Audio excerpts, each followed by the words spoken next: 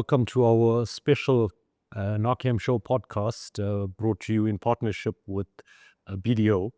And it's a really exciting time for us. I'm joined by an incredible panel of experts. Today we're going to be exploring particularly how South Africa's industrial policy is creating a stable environment for automotive production and investment, and also touch on some of the key dynamics driving growth of South Africa's automotive manufacturing sector. I'm your host for this morning. My name is Rene Motilal.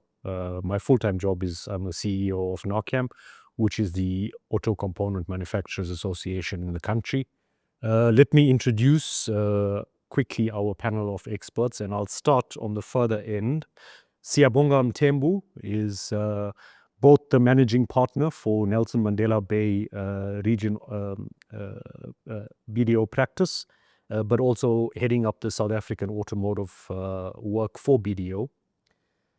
Tiren Van Mali is an independent automotive advisor, having spent many years at one of the large OEMs in South Africa, and now doing a lot of work to support industrial policy development. And Dr. Alex Mashilo is also an automotive sector specialist, strong academic credentials in autos and industrial policy, and also coming from the labor movement. Let me kick off with you, Sia. Thanks for having us in these awesome premises this morning. No, thanks, Rene. I'm going to maybe just kick off by painting or putting forward a position that says, I think South Africa's auto sector is a gem of our industrial economy. It has anchored the manufacturing GDP for many years. But of course, in the context of value chain and component production, is really where we're looking to see significant growth over time. Having said that, the topic of the day is industrial policy, and our country has a very strong industrial policy underpinned by what's known as the APDP. Maybe let's just kick things off from your side, and especially in terms of the work that you do with your client base. Just give us a sense of how important an industrial policy like APDP is, and what you're starting to see or have been seeing in terms of outcomes around investment and growth of some of the clients you have in the auto space. No, thanks, Rene. Yeah, so I think the interesting thing is, or the exciting thing is that the fact that I had the BDO office in Nelson Mandela Bay. I also am a board member at the Nelson Mandela Bay Business Chamber. Obviously, most of their members are the guys in the automotive sector. So currently, the industry is actually facing serious challenges when it comes to deindustrialization. I think we've been seeing Goodyear as an example that's shutting down. I think they're retrenching about 900 employees, if I'm not mistaken. So there's a number of challenges that's currently facing the automotive industry.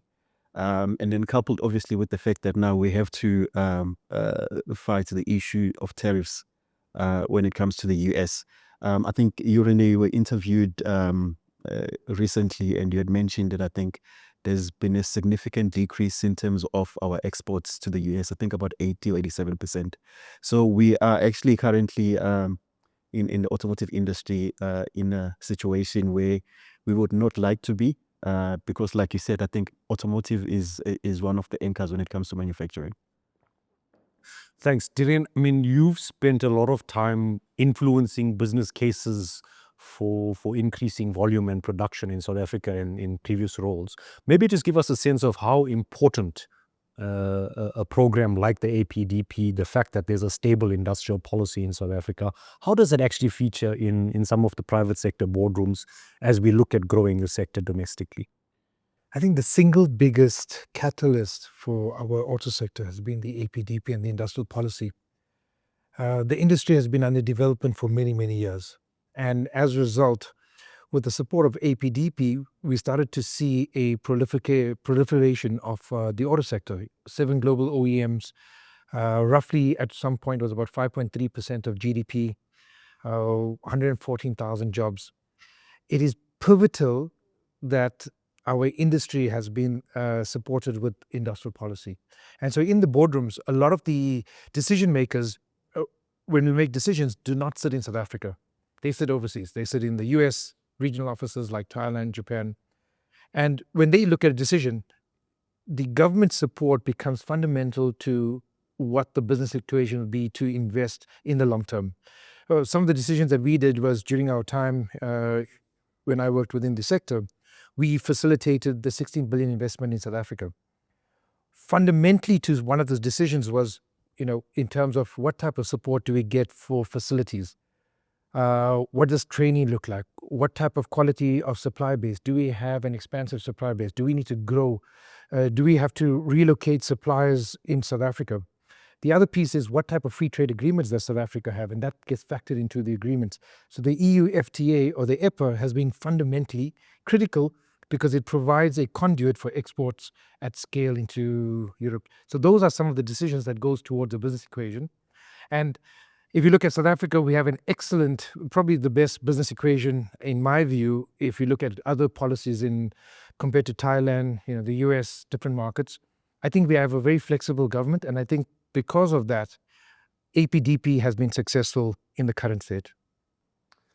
Alex, I'm going to turn it over to you. You and I have spent a lot of time analyzing the sector, analyzing the policy environment. Maybe let me just get a sense from you up front. What's your sense on the industrial policy that we have been running for a long time here in South Africa? If there's something that you think maybe we should be doing differently without throwing the baby out with the bathwater kind of thing. What's your sense on where we are in terms of what's industrial policy in autos kind of delivering for us right now? Thanks, Ryan. We come from the background of trade tariffs as the major industrial policy tool from 1910, just after the establishment of the Republic of the Union.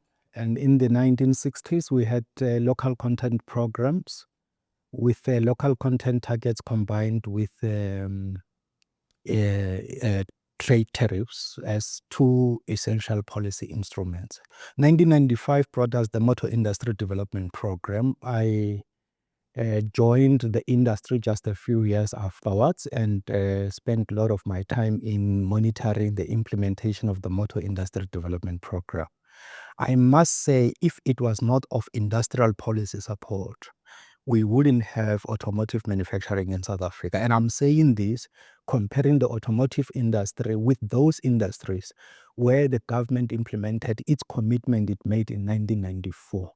Remember that South Africa, when they negotiated in the last round of Uruguay trade talks, we were not there in 1986. We were represented in inverted corners by the apartheid regime, which considered South Africa as a developed nation. So the commitments made there was for South Africa as a developed nation. We should have reversed those commitments in 1994 to reset ourselves as a developing economy. However, if you compare to those sectors where there was rapid trade liberalization without the type of industrial policy support that we have in the automotive industry, South Africa has deindustrialized quite rapidly in those sectors. As a result, we have the automotive manufacturing industry as the leading manufacturing industry in the country. However, there is scope for improvement. In my view, we have not had growth in the number of automotive OEMs establishing domestic manufacturing. We have been having 7. There has been underperformance around about two OEMs or so in terms of volume. We have 2 premium producers, which means that they are not mass producing OEMs, they are premiums. But we have the space. Our automotive industrial policy has to be reset to anchor automotive industrial development in South Africa in developing tier 2 and tier 3. And that must be the pull factor, because you support tier 1s and the OEMs through a strong, diversified, and deeper supplier base. And that must be your competitive edge. I think you go for it. No, sorry, Renee. I'm just interesting, Alex. Is APDP2 not trying to basically then address all of the issues that you were just highlighting now? APDP2 does that, but if you look at APDP2, it inherits targets from APDP1. By 2012, we should have reached volumes of about 1.2 million annually. We didn't reach those volumes. So this means that our industrial output target was postponed from APDP 1 to APDP 2. And by how many years? From 2021 to 2035. That shows you that even if it has industrial policy support, in the first APDP round, it didn't achieve its volume targets. And then its volume targets for APDP 2 gives you something more than 10 years, which means that we were just not ready from an industrial development point of view. So we need to look at that, because the issue of volume assembly localization linked with developing a strong and vibrant supplier base is essential. Unless we get this thing right, we are not going to succeed. And I'm not turning a blind eye to impacts such as the 2008 crisis as well as the COVID-19 crisis. I'm studying the movement in volumes across automotive manufacturing industries. You see resilience and a turnaround in some economies, but in our case, we are still under 600,000. Alex has actually pulled out a really interesting point that I think it'll be good for us to just unpack a bit. When he was talking about the structure of the South African base and the need to grow the lower tier manufacturers, just for anyone watching, we're using some terminology. Let me just make it clear for the viewers. APDP and APDP2 is effectively the name or the abbreviation for Autos Production and Development Program, which is the anchoring industrial policy in South Africa. There's no other manufacturing sector in our economy that has that kind of fiscal support. It's a combination of both the duty credits and cash incentives. And like Alex made the point, it's fundamental to maintaining, but more importantly, growing the domestic sector. But that growth, to some extent, has not been at the level we look at. And we've almost got this situation in South Africa now where you've got the OEMs and a tier one supplier base, and then you're using the term deindustrialization or hollowing out. I think the important one for us to understand, you were talking about the tariff situation. And I remember a comment that I made in a different interview where we're talking about the US is a fundamental market. It's our second biggest export market outside the EU. But for component exports into the US last year, it was just over 4 billion, I think about 4.2 billion worth of exports into the US market. Those are currently at jeopardy. We understand the situation with the Trump administration, and maybe we'll come back to that a bit later. But let me just put something out there. Localization, as Alex was talking about, just a 5% move. Right now in South Africa, we're probably about 38, 39% average localization rate across all OEMs. A simple 5% move in that rate of local procurement or localization in South Africa is worth 30 billion rand per annum. Now, if you can imagine, we're talking about finding replacement markets for exports and all of that. That's still really key.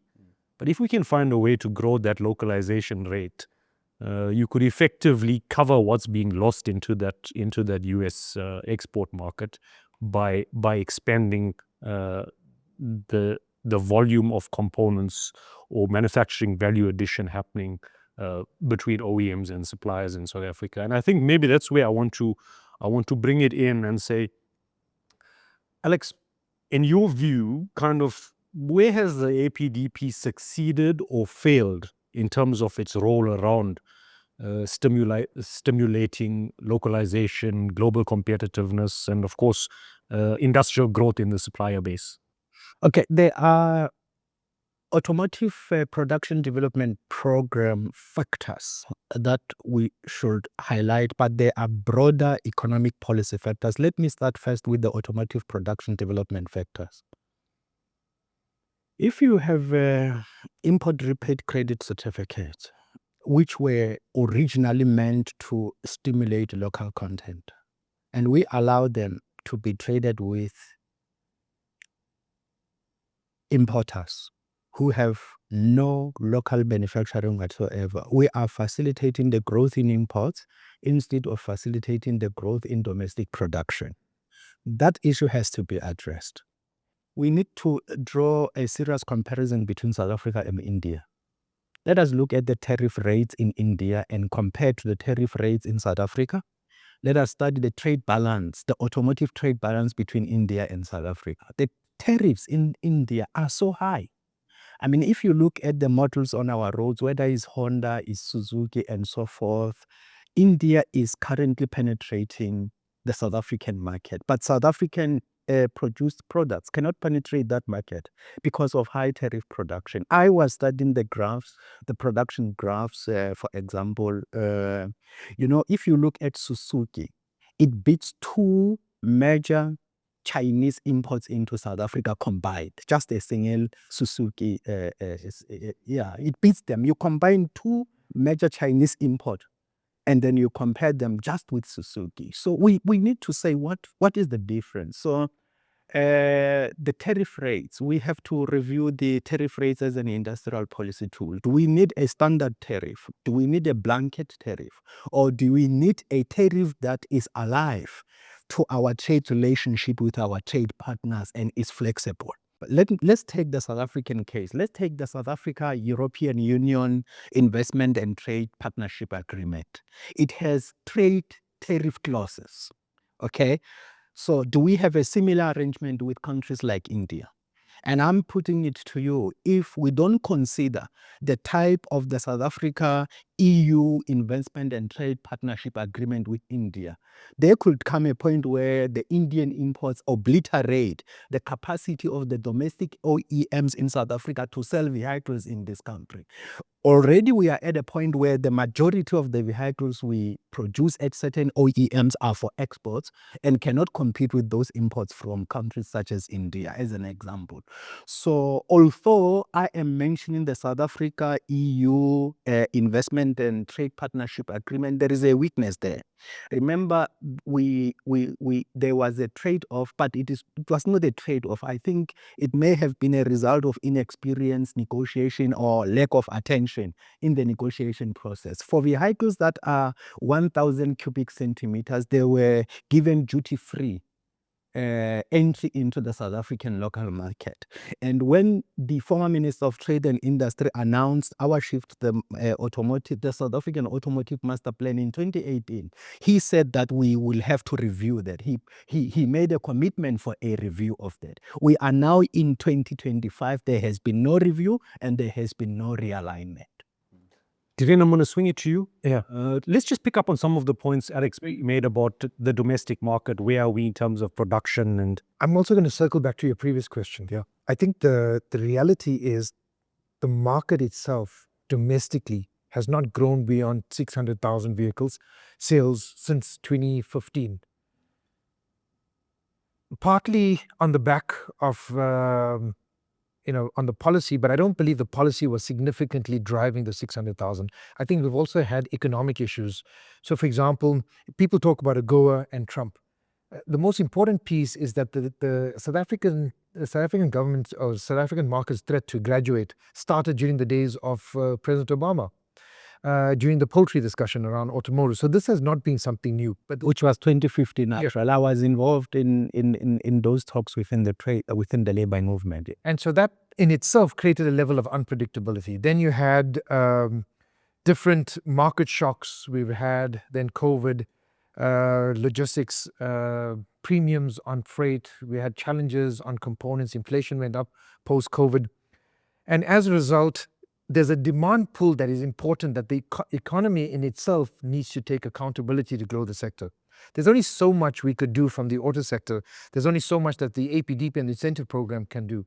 But what we need to look at is in terms of how do we stimulate risk or mitigate risk. One of the things to mitigate risk and global shocks is to localize more.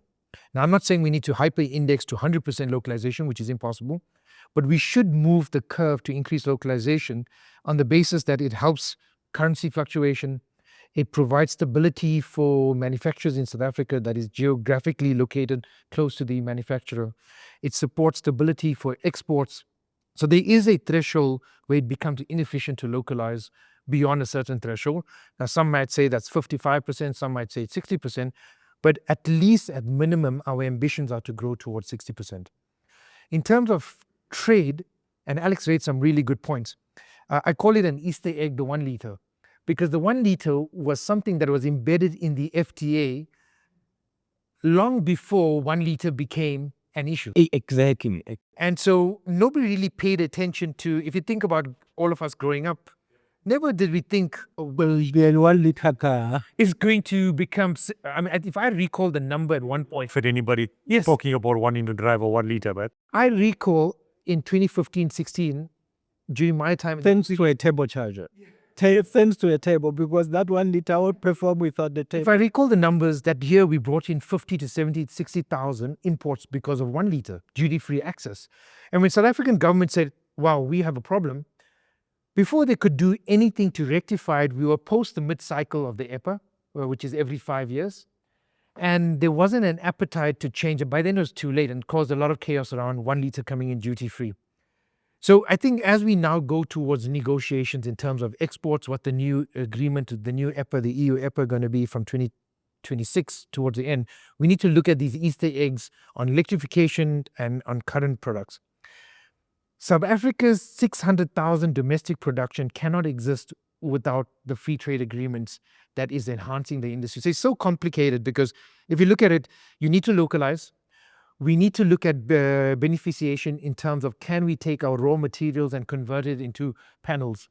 We need to look at what are some of the conduits in terms of having an ease of products coming to the market without heavily burdening import duties. Alec raises a very critical point on India. The imports out of Just if I may, you see, just one point. Is I would like you to touch the industrial structure. I will explain why. We can talk about 600,000 or below domestic production output, but how do we explain the huge growth in imports?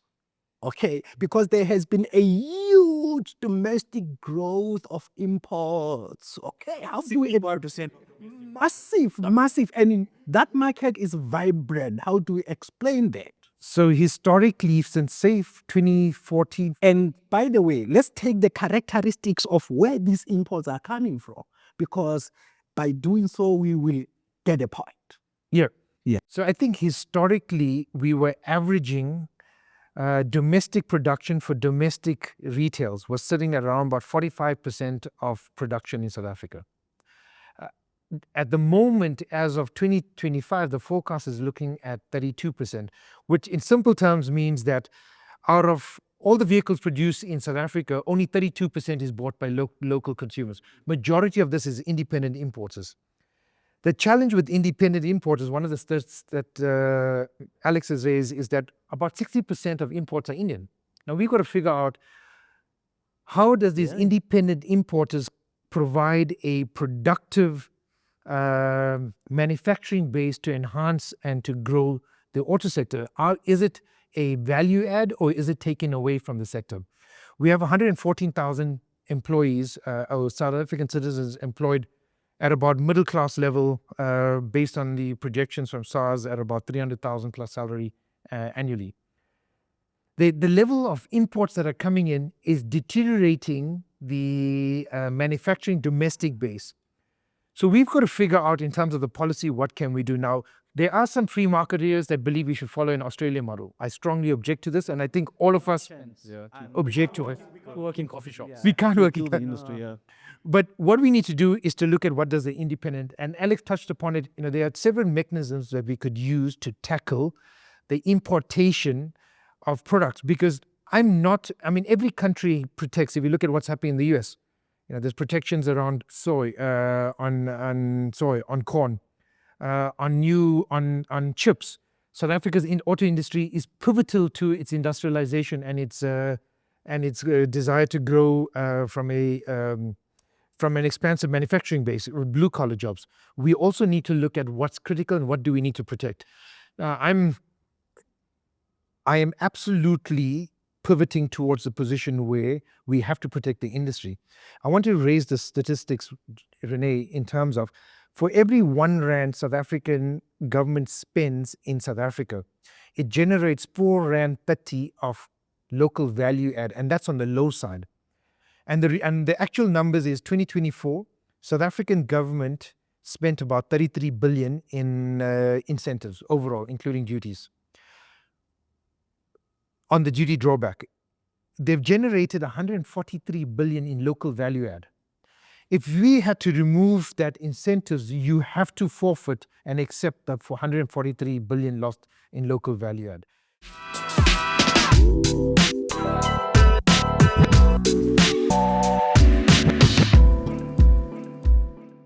I think to close out on the point on the incentives, so this, the analysis we did was based on actuals of 2024. That the industry between the supply base and the OEMs has generated about 143 billion of value add in South Africa.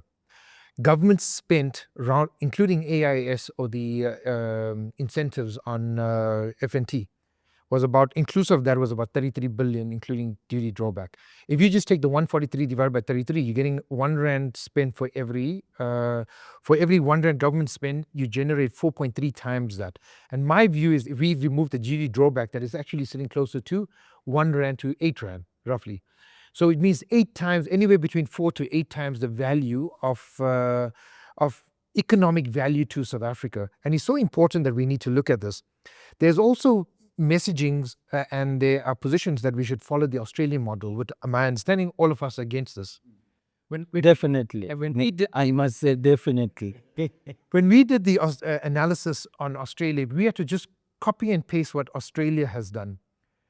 South African government would earn roughly, if you just copied the variables, the 5% import duties, no government incentives, no 114,000 jobs, you would generate net about 22 billion rand to South Africa on tariffs, and that's it. You would forfeit the 114,000 jobs. You will forfeit the 143 billion in local value add. You will forfeit any ability to participate in future technology, battery development, localization, growth.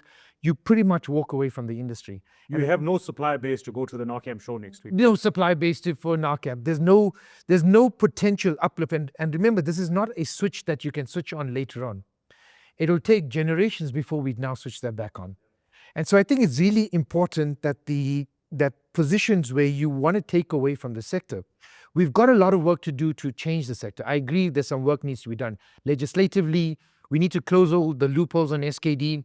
It's been misused, and there's things that we need to look at. We need to encourage CKD, but that doesn't mean we should abandon it, throw the baby and the bathwater out. Yeah, I think we'll come to some of those kind of wish list of what we want from industrial policy. But I think the point has been made about the domestic market and how, I suppose, over time it's been eroded.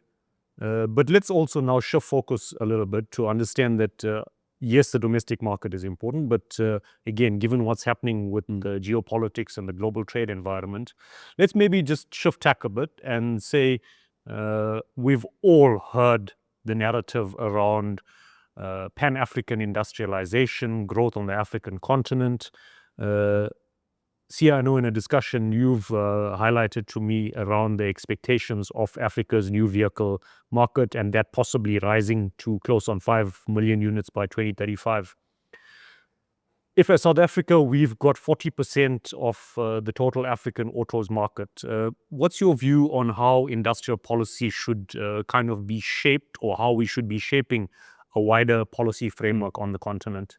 We haven't been proactive enough in terms of looking for other markets. I think, Duran, you were saying earlier on that because of what's happening with Trump, BMW was actually now forced to look for a new market, and luckily they were able to negotiate with Canada, and Canada is willing to for us to supply to them. There is an entire Africa that we haven't looked at, right? It's a population of about 1.2 billion, if I'm not mistaken, that we could be supplying to. I do understand that there are challenges. I mean, there is the Africa Continental Free Trade Agreement, which is currently in place. I understand that all 54 countries have now signed. I think there's discussions around the rules of origin and all of that. But I think we need to be actively looking at that, because the automotive sector in South Africa is so developed enough that we could actually be taking a leading part into that market. There's a risk now that currently China is focusing on Europe, but very soon they're going to be focusing on Africa if us as South Africa are not actually taking that lead in and ensuring that we enter into that market.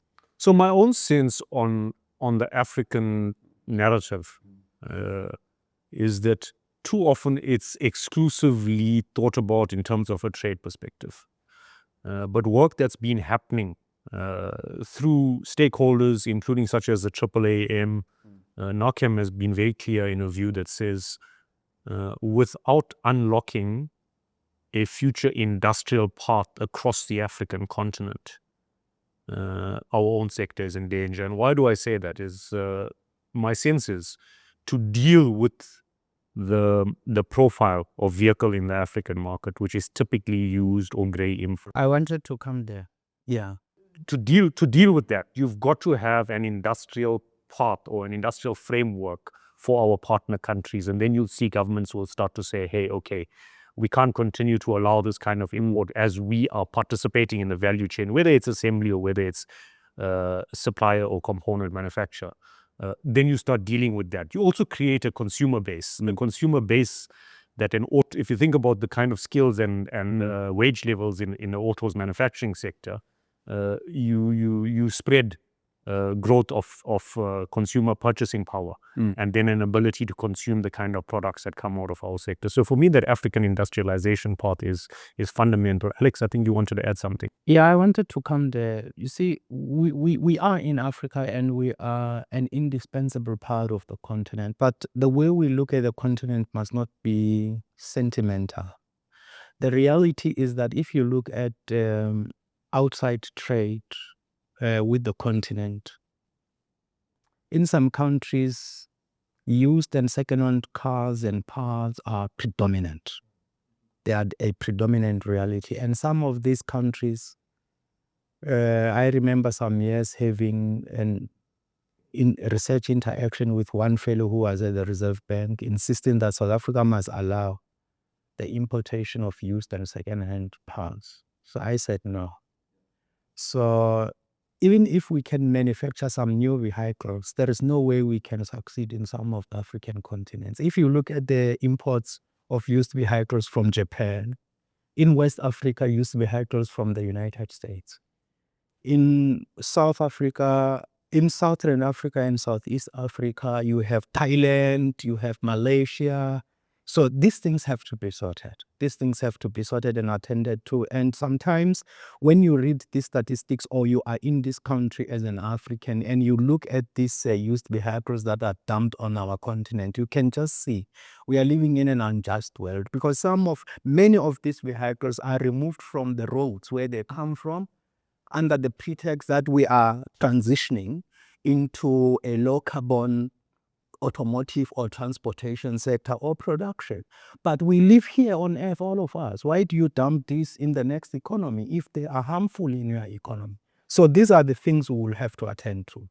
Sorry, Alex, to step, you're 100% correct. But then again, shouldn't then we be leading those discussions in trying to do away with those policies? Because it sometimes feels as if we are waiting for someone to clear out all the problems before we start moving in. It's going to be too late. I think one of the challenges that we're dealing with right now, and this is an kind of byproduct of what we're seeing in the US, is as much as there's so much hype now about a bilateral agreement with the US, what we forget is that South Africa's relationship with the US through AGOA is not exclusively South Africa's relationship.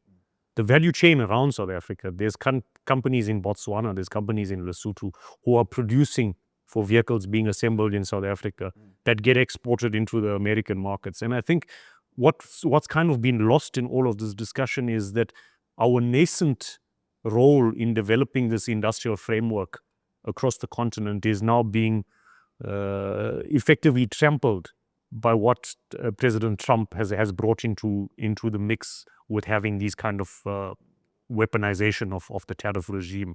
But maybe I want to now just kind of can I come into the Africa one? Let a point on Africa. So my apologies. Yes, we should lead. We should take a lead in these discussions. But some of the models we are producing won't make it in Africa.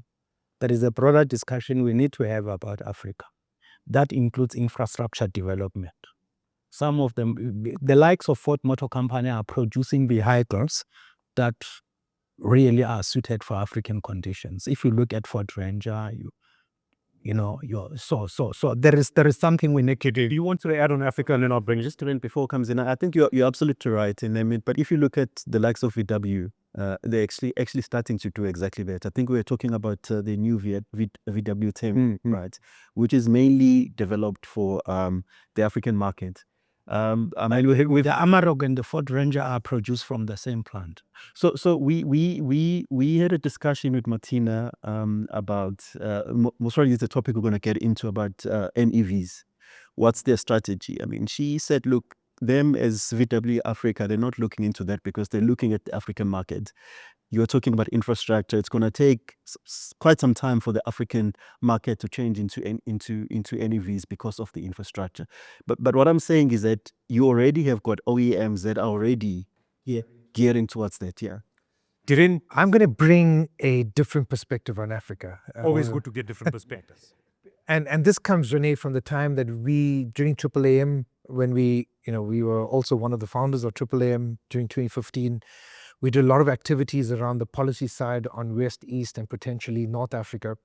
We were part of the team that set up the first facilities in 2015, 16, 17 in Nigeria, for example, in Ikeja.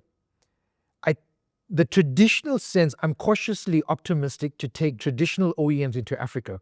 I'm extremely optimistic if we look at the car park in Africa. There's roughly about 13 million vehicles in Africa, in the car park. If we're going to take it from a componentry perspective, the car park is probably more interesting and more opportunistic for development than traditional OEMs. And the reason is that if we followed this agenda in 2015, I would say, yes, I'm on the same page with you.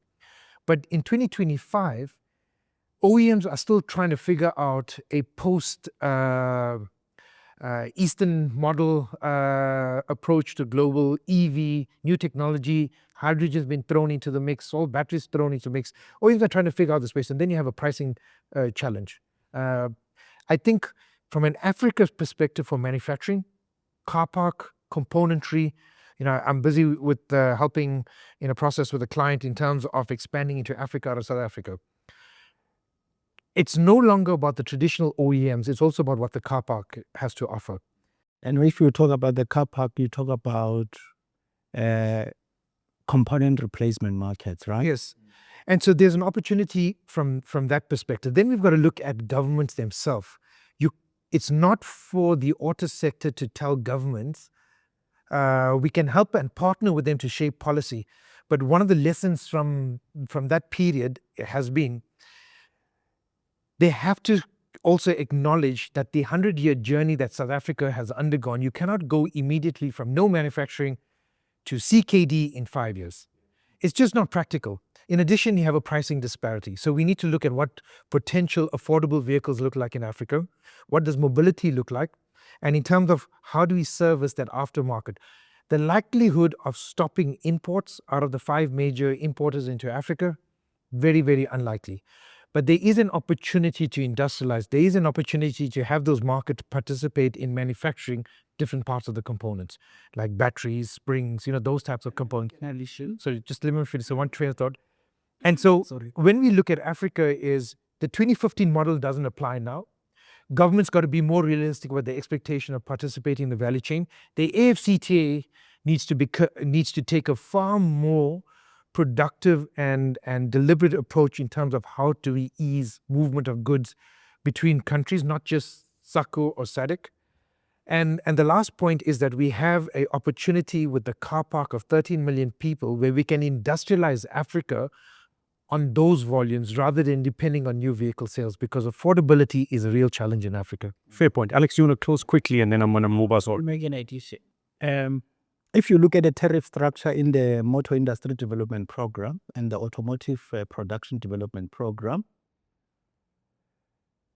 it is not really, I can say it has a lackluster approach towards developing domestic commercial vehicles market. Medium to heavy commercial vehicles. That's what you need to look at when you think about Africa. The second category you need to look at when you think about Africa is your 2-wheeler and 3-wheeler. cycle. Yes.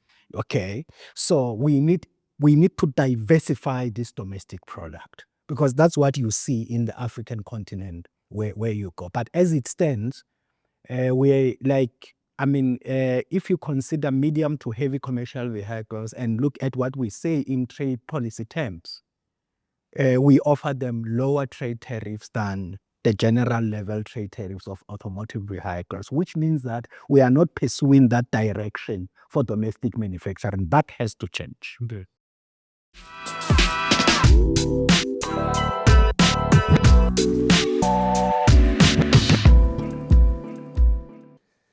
You know, one of the more topical discussion points for the South African sector over many years, or the recent few years, has been what's happening in global markets in terms of technology, and everyone now knows about this term new energy vehicles and electric vehicle manufacturing and all of that. But maybe let's just start anchoring that in where it fits in the South African autos production and ecosystem narrative. And what are we starting to think about in terms of industrial policy related to NEVs, given some of the recent developments that we see? I mean, let me just put one out there. About 3 or 4 years ago, Mercedes globally made an announcement that by 2030 they will be doing nothing but electric vehicle production. And very recently have come out with a statement that says, actually, no, we've changed our view. We're going to continue with a kind of mixed platform approach for at least the foreseeable future. Companies like BMW and Toyota have been saying similar for a long time. So maybe let's pick up a bit on that topic, knowing that at the NAACAM show as well, there's going to be a significant kind of elaboration on it. But let's get some thoughts. Sia, where are you on the NEV discussion? Yeah, I think Renee. Firstly, I think as a country, we need to make a decision in terms of which market are we targeting. I'll elaborate on that just in a while. I think firstly we need to make the decision. Secondly, as much as we've got very good policies, I think we are very, very slow in implementing them. Right? Nothing much has been done in the country when it comes to NEVs, right? Electric vehicles. If you look at China, China is over capacity already. If we were to say, okay, now let's transform and change everything and go into NEVs, we've got China to think about, who's over capacity already. So I think we need to make a decision as a country. And I think to your point, Darren, you made a comment earlier on that currently we need to be looking at the combination. We cannot be looking at a situation where we're saying, look, we're doing away with ICE and then we're just focusing on NEVs. Again, back to the discussion of Africa. If at some point we want to look at Africa as the market that we want to go into, without the infrastructure, there's no ways that we can completely ignore ICE and just focus on NEVs. Darren, you're champing at the bit. Yeah. Your views. I again, been part and supporting the industrial policy. If you look at the 114,000 jobs, if you look at the supply base that according to you is about 39% local content, two things can be true. We can still support ICE and we still can support NEVs. But what we cannot do is hyper-index towards a new energy program and be punitive to ICE. And that's kind of some of the narratives that's going around. We still got to protect the ICE vehicles because Africa exports are still paying, if you look at OEMs, if you look at supply base, they're still paying their bills, they're still paying their employees around ICE vehicles. The revenue is not coming in from NEVs. Last year's NEV numbers was total 1,300 vehicles the whole year. You had a mild hybrid at about 13,000 vehicles, which is mild, but it's not really the PHEV plug-in hybrids and the battery electric vehicles.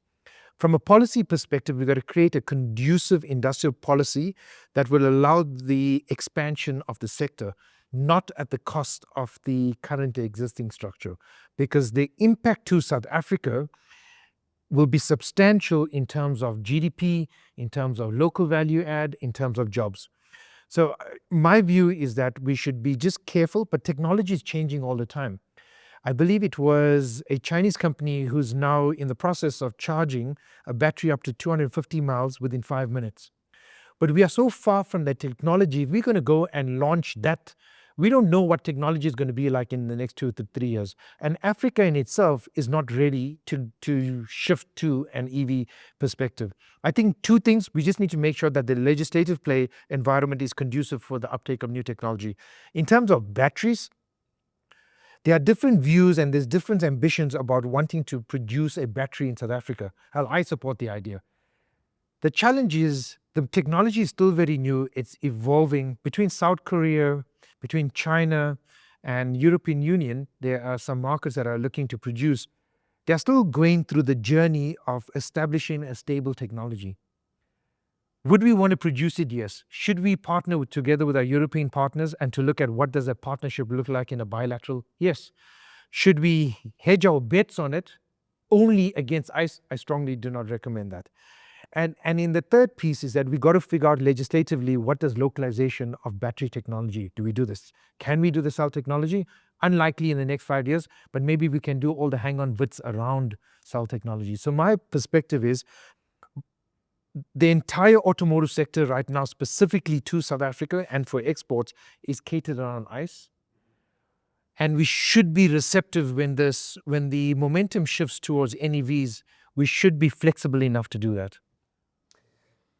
You and I have had a lot of conversations about how do we bring some of the outside the traditional bases of production. I mean, we know that there's effectively 3 or 4 key bases of production.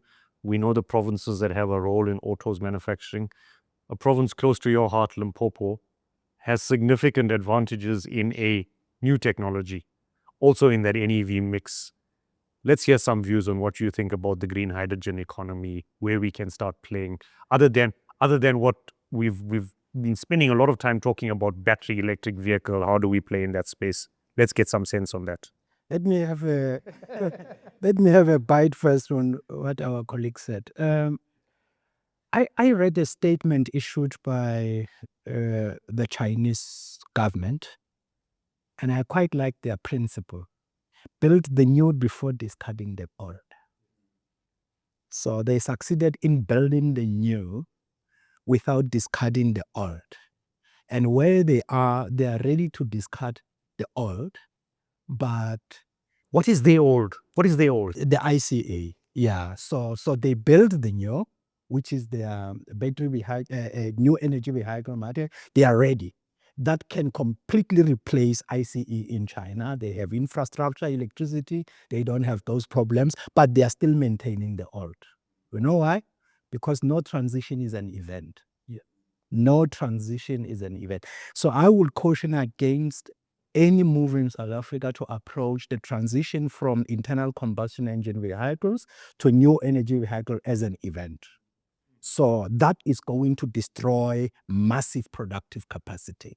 Firstly, establish your presence in the new productive space, grow that space while maintaining the old, and never discuss the old unless you do so in a coordinated way as a transition. And as things stand right now, internal combustion engine vehicles in South Africa are still here to stay and across the continent. Just think about this. Our car park is about 13 million vehicles. Think about 50% of those vehicles plugged on our grid system to charge at the same time. It will collapse. There will be no electricity. So, and we are an advanced country in Africa. This does not mean that our electricity supply capacity is necessarily bigger than all African countries, but we are just not ready from that perspective. In Limpopo, Sorry, just before you move to your second point, I actually like your point when you're talking about a coordinated approach. Yes. And the implementation of policy. Because if you look at China, I think years back, they actually even communicated this to VW years back, where they said, look, for every 10 vehicles, ICE vehicles manufactured, there must be 1 NEV. So that was a coordinated approach. They had a policy, and then they decided to implement that policy. It goes back to what I was saying, that look, sometimes as a country, we're very slow in terms of implementing our policies. yeah, thanks. Let me deal with Limpopo. The world's platinum resources, whether you talk about palladium, ruthenium, platinum group metals, South Africa is the capital of the world's platinum reserves and production. Now, does this not give you an indicator of where South Africa should go in the transition? Should we not focus on hydrogen electric vehicles? Should we not build? Imagine having the type of capacity you have with petrol and diesel filling stations across the country.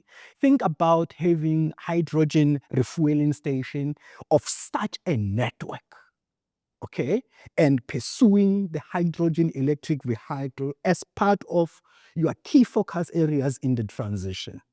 It is said now that hydrogen is not an efficient approach. It could perhaps cater for large commercial vehicles like buses and lorries. But I put it to you that if you plan accordingly, you establish widespread national infrastructure, it can become even more efficient than petrol and diesel.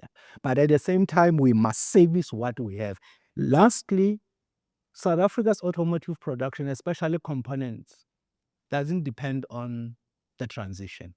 Where are the transmissions fitted in our OEM assembly manufactured from? None of the transmissions is manufactured in South Africa. Where are the engines manufactured from? Absolutely, almost none of them is manufactured here. We have an engine plant in Twende by Ford, right? So although there is manufacturing activity there, much of it is still predominantly engine assembly activities. Toyota had an engine plant. There is some engine plant, if I'm not mistaken, speaking under correction, at VW in Uteneg, all right? So we do not have a massive drive shaft automotive production economy in the country.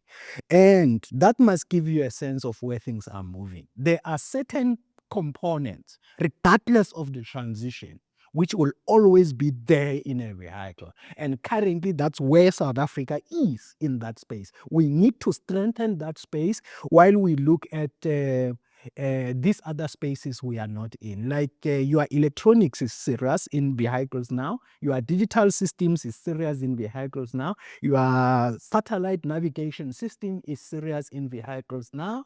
And we are not talking about that. And if you look at those three segments, zero. Yeah. Sia, you recently mentioned in an article that I read that we must address the gap on affordable mobility solutions that create economic opportunity. The SA Auto's master plan, as we know it, has a target of 485 new Tier 2 enterprises being created by 2035. And we also know that the AITF has invested significant amount already supporting close on 70 Black-owned businesses. Alex, let me kick it off with you. What's your academic view on these transformation targets? Are they realistic? Should they be more ambitious? What's your sense on the link between BEE, wider transformation objectives, and the automotive sector as we sit here right now? The targets are both realistic and require a more ambitious approach at the same time. The old B type approach, which is fractional equity stakes by Black individuals, is not going to succeed in this industry and has not succeeded in South Africa because the masses of workers do not have any ownership stake in the economy. So you need what I would call an industrial development path. And this industrial development path must be part of broad-based empowerment.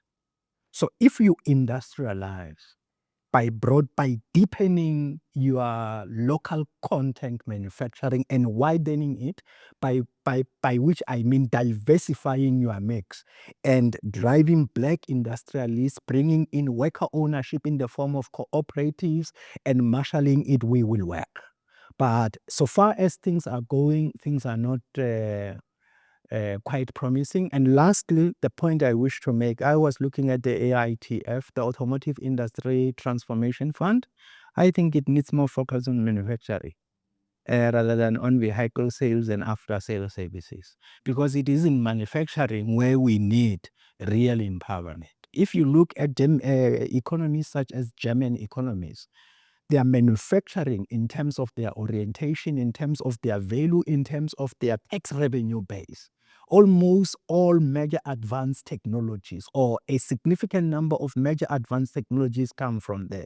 I don't think the retail and after sale services thing. I mean, you are talking about empowerment of individuals. I'm concerned about the empowerment of the economy itself. We need a manufacturing economy, and that's where broad-based empowerment should focus in terms of skills, in terms of black industrialists, in terms of industrial diversification, in terms of domestic value addition. I was sorry, I was just gonna mention that, Alex, what you touched on now in terms of skills, because I think we're also starting to see that there's actually a gap. I don't know if with our training institutions that there needs to be some sort of a transformation as well, because the traditional way of training for the industry is not working. Because what I've picked up is that you find that graduates are moving into the space where they're working for these companies, but these companies still need to spend more in terms of upskilling them, in terms of getting where they need to be in terms of skills. So I think what you're mentioning, where this transformation has to happen with skills, is very important. And actually, Absolutely right. Let me just say something about skills coming from the skill set. Alex and I, by the way, share a part in the skills space, having been on the board of the Masita together for several years now. And I can take pride in the establishment of the automotive component manufacturing sector chamber, which was not there before my PhD research, and which was not there before my interaction with NAACAM to close that particular space. All curriculum must all the times move with the times. If you have a curriculum that does not move with the times, you will have that problem. That is why we need a strong bond between the classroom and developments in industry. If that bond is lost, the classroom can produce skills that will not support the industry, and the industry might move ahead. So we need a strong bond. You know, before the apprenticeship system was erroneously replaced by what was thought to be its replacement in the late 90s and early 2000s, the learnership system, you had that strong point. You had 3 months in the factory, 3 months in the industry. So that point was crucial. During my PhD study, I was invited to serve on the German Chamber of Commerce training chamber. That time they were looking at mechatronic. Most of their training in terms of the curriculum structure had more time in the workplace and less time in the classroom. So we need to look at this dimension. We need a balance between the two, and both of them must move at the same time, because make no mistake, the classroom is crucial, because it is from the classroom where you drive research and development. There are certain things that come from the classroom, particularly there's research and development portion of the classroom that move ahead of the industry, and industry follows. So the two must always complement one another. Thanks. Dhiren, I think we'll ask you to come in, but also maybe weave some of your experience on SEZs and how that fits into the discussion. No. I want to focus the conversation from transformation around Black industrialists. Now, we've created the first incubation center during our time in the auto sector, and then when we created the incubation center, it was a 5-year journey. When you and I worked for the same OEM. I believe our names for now. I'm just bringing that. We come from the same OEM. And so when we did the incubations, and so when we did the incubation center, we found a lot of practical value in taking Black industrialists and grooming them through the process. And subsequently, during the time when we were starting to look at investments and bringing the 16 billion rand investment, we realized we need a further participation around Black industrialization policy. So then we used the SEZ when we founded the Shwane Automotive Special Economic Zone. We thought we'll increase the industrialization, and we'll increase the incubatees to about 30. But that project then subsequently fell off. COVID happened and it became really difficult. However, in that journey, together with the AIDC, we spent about 18 months, and all of this data sits with the AIDC at the moment. We spent about, I would say, around about 15, 18 months identifying Black industrialists that have had a 10-year successful running of businesses. It's impossible to get black industrialists at scale from the sector. We're going to have to go outside of the sector. And there was roughly, if I recall, between 100 120 black industrialists that made all the stringent criteria that could partner with on the manufacturing side. I think we have an opportunity to go back to those lists of black industrialists. We have to have the ability for the manufacturing side. I'm not talking about the logistics and those types of models, but actually participate in manufacturing, build a black industrialist participation in the economy, allow from non-automotive, because it's impossible, it's very unlikely to bring majority from the automotive sector because it's a very difficult sector with the capital investment needed. And I think we need to re-establish what the black industrial program was. I don't think so we need to redesign the wheel. The work has been done in essence. We need to dust off a lot of the old work we've done, and we need to also allow for deepening participation. There is sensitivities around, there's been some negative connotations with BE, which is wrong. We need to have participation. I mean, if you think about it, the economic active population in South Africa is 91%, which is previously disadvantaged individuals. That's just reality. How do we now bring them into a sector that needs a bit of transformation? And I think, for me, it's the black industrialists. Yeah, I'm playing with words. I'm being generous. So the black industrialists could be a really good opportunity that enhances growth, increases jobs, increases participation. And we don't have to be aggressive and say, tomorrow you're going to take over an OEM. What we can say is, through your skills as a black industrialist running a business for the last 10 years successfully, we are going to help you through SEZ programs. We're going to help you through the gazettes. If you set up your facility in an SEZ, we're going to give you certain tax rebates based on the gazette from 28% to 15%. We're going to help you set up your business. We're going to help with the training.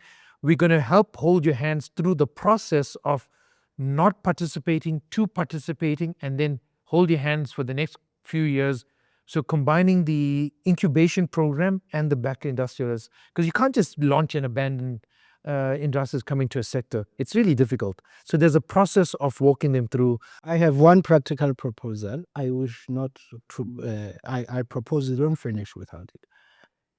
I'm a strong proponent of bringing in first-tier suppliers in the automotive industry transformation fund, so that the fund can be linked to the industrial structure,